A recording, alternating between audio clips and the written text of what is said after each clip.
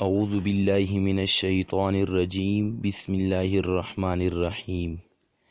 ایک مالدار شخص کے لڑکے کو گدے پر ترس آنا۔ حضرت عثمان الخیری رحمۃ اللہ علیہ نہایت مالدار شخص کے لڑکے تھے۔ علم حاصل کرنے کے لیے جا رہے تھے۔ 4 غلام ساتھ تھے۔ سونے کی قلم دوات پاس تھی۔ سر پر زرد رنگ کی پگڑی تھی۔ قیمتی لباس پہنا ہوا تھا۔ آپ نے راستے میں ایک گدھے کو دیکھا۔ اس کی پیٹھ زخمی ہو چکی تھی اور کوے اس گدھے کی زخمی پشت کو نوچ رہے تھے۔ اس گدھے میں اتنی طاقت نہیں تھی کہ کووں کو اپنے جسم سے نوچنے سے روک سکے۔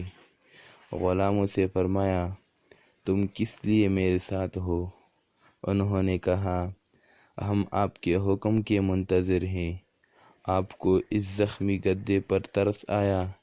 آپ نے اسی وقت اپنا قیمتی کرتا اتار ڈالا اور زخمی گدھے کی پیٹھ پر ڈال دیا اور اپنی قیمتی پگڑی بھی زخمی گدھے پر پشت پر ڈال دی اور خالی ہاتھ تحصیل علم کے لیے چل دیے۔